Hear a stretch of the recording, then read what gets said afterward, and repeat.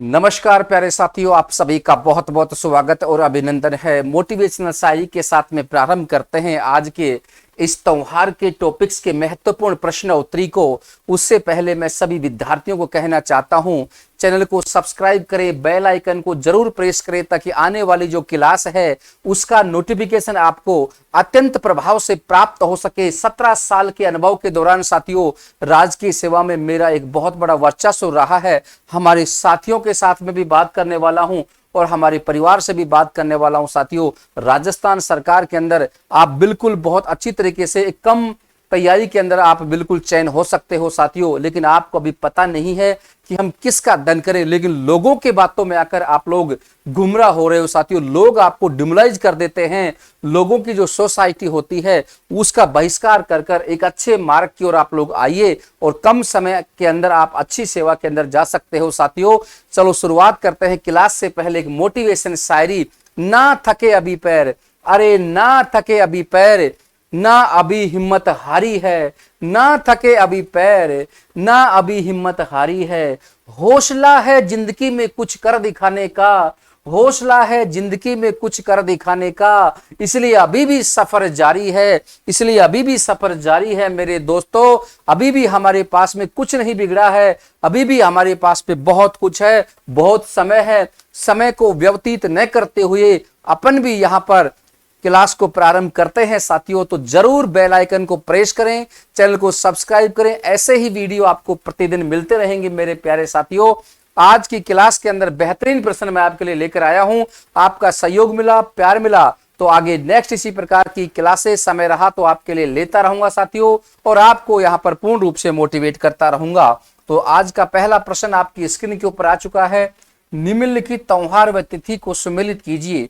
छोटी तीज, भाद्रपद कृष्ण तृतीया, कजली तीज, भाद्रपद शुक्ल तृतीया, हरतालिका तीज, बैसाख शुक्ल तृतीया, अक्षय तृतीया, श्रावण शुक्ल तृतीया। अगर इसमें से आपके दो भी चीजें याद हैं तो आपका क्वेश्चन आसानी से यहां सरल हो सकता है साथियों। तो बिल्कुल क्वेश्चन को सरल तरीके से आप लोग सॉल्व कीजिए। छोटी तीज को लेकर बात करें तो आपको पता है श्रावण शुक्ल तृतीया को आती है। यहां पर कजली तीज को बात करें, भाद्रपद कृष्ण तृतीया को आती है।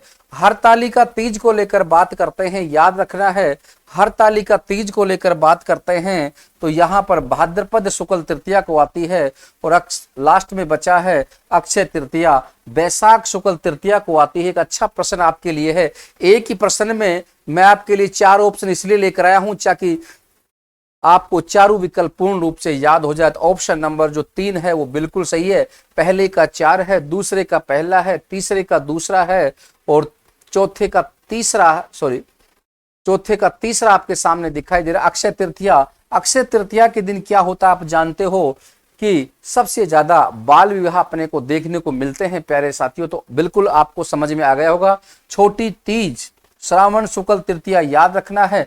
इसके 15 दिन बाद में कजली तीज आती है। श्रावण शुक्ल है, शुक्ल पक्ष का अंतिम दिन जो आता है वो पूर्णिमा का दिन आता है। और पूर्णिमा के बाद में आपको पता है क्या स्टार्ट हो जाता है, श्रावण के बाद में क्या स्टार्ट हो जाता है, भादवा। और भादवा कृष्ण तृतीया जो है 15 दिन बाद में कजली तीज आती है। ये प्रश्न भी एग्जाम में आया हुआ है कि हरतालिका तीज, भाद्रपद शुक्ल तृतीया, रामदेव जी का मेला भाद्रपद शुक्ल द्वितीया से लेकर एकादशी को भरता है। तो रामदेव जी का मेला जब भरता है उसके दूसरे दिन हरतालिका तीज आती है, आपको पता होना चाहिए।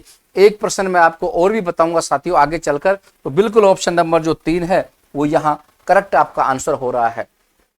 ये वो प्रश्न है जो प्रतियोगी परीक्षा में आपसे पूछे गए हैं और पूछने की यहाँ संभावना भी है आपके लिए। उन प्रश्नों की मैं बात कर रहा हूं। निम्नलिखित त्योहार व तिथि को सम्मिलित कीजिए। रामनवमी, अक्षय नवमी, निड्री नवमी, गोगा नवमी। आपको कौन सा ऑप्शन इसमें याद है उसी को सबसे पहले आप लोग यहां मैच कर दीजिए इसके साथ में। तो आपको पता होना चाहिए रामनवमी कब आती है, चैत्र के महीने में आती है। जब अपने चैत्र का नवरात्रा जब चलता है तो नवरात्रे आते हैं शुक्ल पक्ष में। तो आपको पता होना चाहिए कि रामनवमी चैत्र शुक्ल नवमी को आती है। तो चैत्र शुक्ल नवमी देख लो सबसे पहले। तो ऑप्शन नंबर 1 भी कट गया, ऑप्शन नंबर 3 भी यहां पर कट जाता है। इसके बाद में अक्षय नवमी कब आती है, तो अक्षय नवमी आती है कार्तिक शुक्ल नवमी को आती है। इसका मतलब क्या है कि दीपावली के 9वें दिन दीपावली होने के 90 दिन बाद की बात कर रहा हूं तो कार्तिक शुक्ल नवमी आती है। इसके बाद में बात करते हैं निड्री नवमी, श्रावण कृष्ण नवमी को आती है, और गोगा नवमी आपको पता होना चाहिए भाद्रपद कृष्ण नवमी को आती है। जन्माष्टमी से एक दिन दूसरे दिन भाद्रपद कृष्ण नवमी आती है। एक बात और ध्यान रखना आप लोगों को कि जन्माष्टमी कब आती है, भाद्रपद कृष्ण अष्टमी को जन्माष्टमी आती है, लेकिन राधाष्टमी कब आती है, तो आप कहोगे सर भाद्रपद शुक्ल अष्टमी को राधाष्टमी आती है। इन बातों को ध्यान में रखते हुए आप लोग बिल्कुल इस चीज को याद करते हुए चलो। सर 8 चीजें मैं 2 प्रश्नों में आपको करवा चुका हूं, तो ऑप्शन नंबर जो बी है वो बिल्कुल आपका सही उत्तर यहां पर होने के लिए जा रहा है। क्लास कैसी लगे कमेंट तो जरूर किया करो साथियों, ताकि मैं भी यहां पर थोड़ा सा प्रबलशाली हूं, मोटिवेट मुझे भी मिले आपसे। नेक्स्ट क्वेश्चन की बात करते हैं, निम्नलिखित कथनों में कौन सा कथन हिंदू त्योहार के बारे में सही है?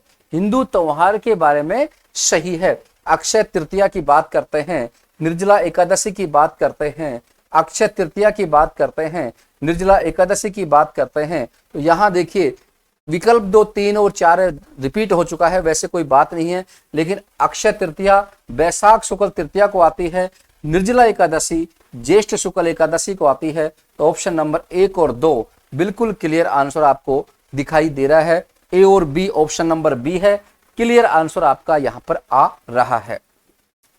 नेक्स्ट क्वेश्चन की बात करते हैं, निम्नलिखित में से गलत युग्म को पहचानिए। अच्छा प्रश्न है, सेकंड ग्रेड में आया हुआ प्रश्न है, रीट 2015 में आया हुआ प्रश्न है। अच्छा प्रश्न है, जल्दी से इसका आंसर आप लोग दीजिए।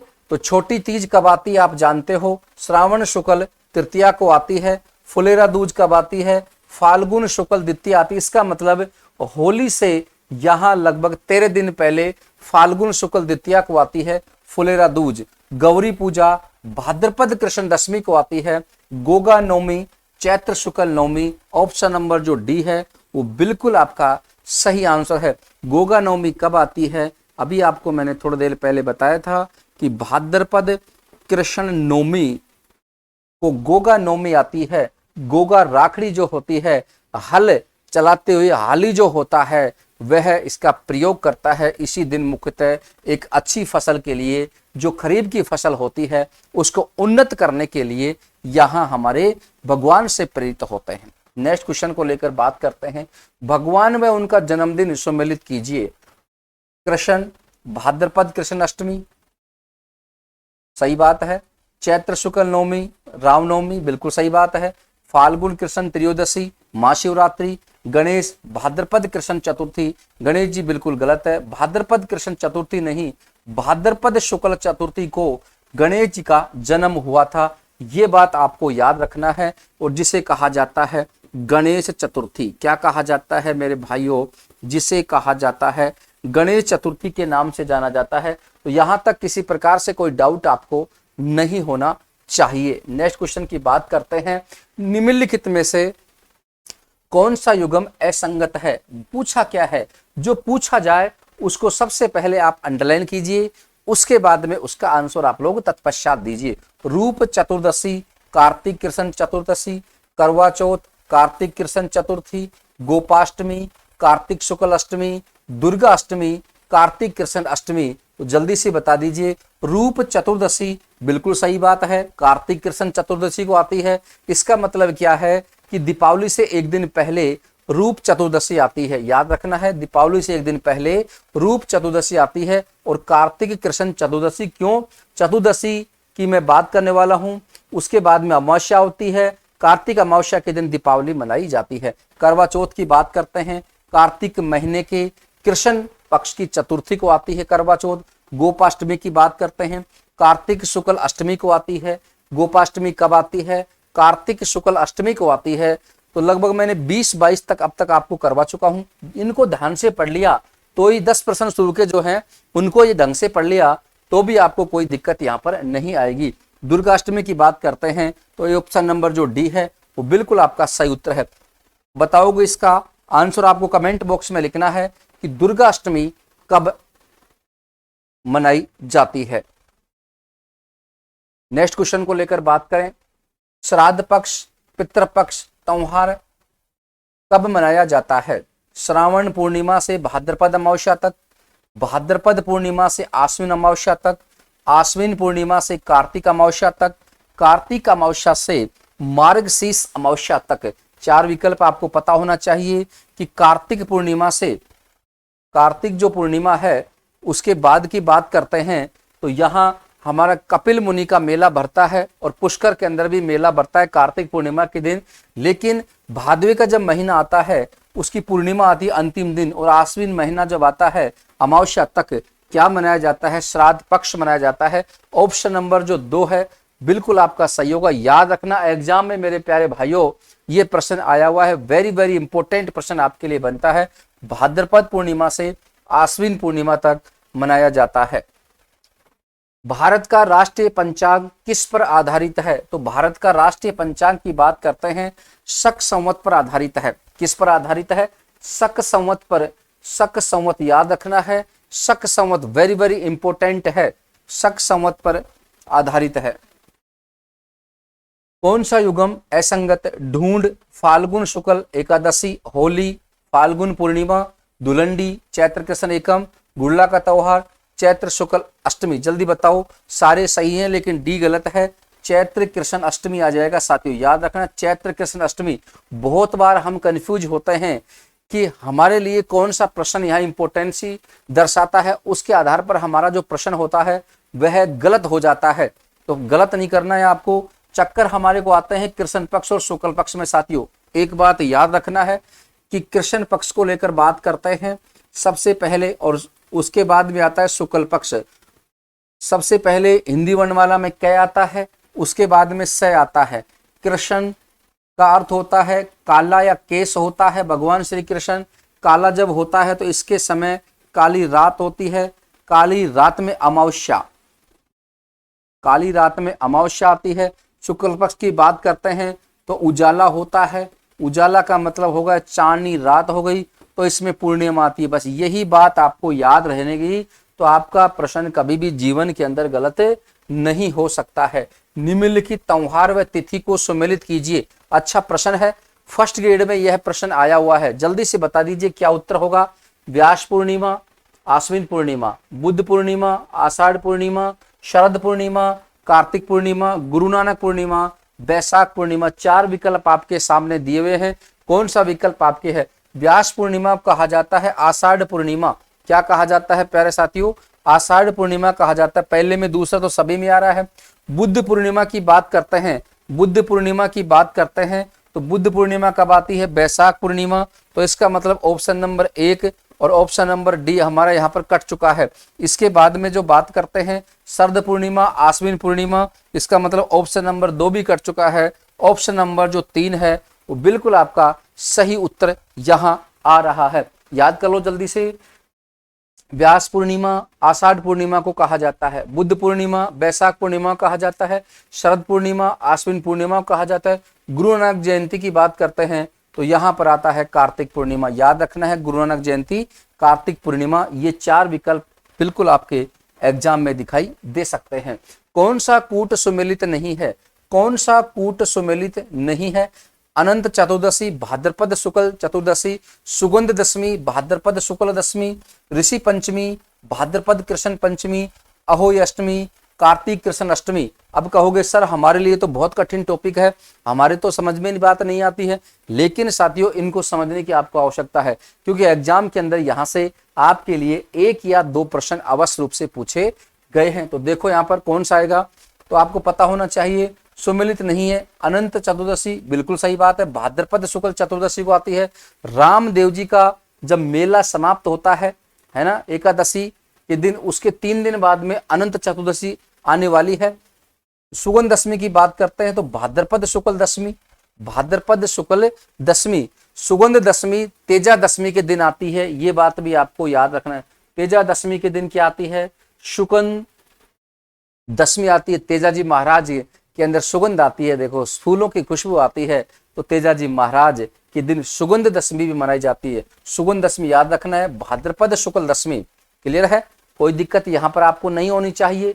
ऋषि पंचमी, भाद्रपद कृष्ण पंचमी, जबकि ऋषि पंचमी कब आती है ये आपको पता होना चाहिए। और अहोई अष्टमी कार्तिक कृष्ण अष्टमी। तो ऑप्शन नंबर जो सी है वो बिल्कुल आपका क्लियर आंसर दिखाई दे रहा है, क्लियर आंसर दिखाई दे रहा है। आपको पता होना चाहिए ये भाद्रपद कृष्ण नहीं आएगा साथियों, यहाँ पर भाद्रपद शुक्ल पंचमी आएगा। क्लियर है? तो ऑप्शन नंबर जो 3 है बिल्कुल आपका सही आंसर है। ईस्टर के त्योहार के पीछे ईसाइयों की भावना क्या है? ईसाइयों की भावना क्या है? इस दिन ईसा ने उपदेश दिया, ईसा ने संसार से विदा ली, ईसा मसीह को सूली पर लटकाया, इस दिन ईसा पुनर्जीवित हुए, इस दिन ईसा मसीह जी पुनर्जीवित हुए थे। तो ऑप्शन नंबर जो डी है वो बिल्कुल सही आंसर आपको दिखाई दे रहा है।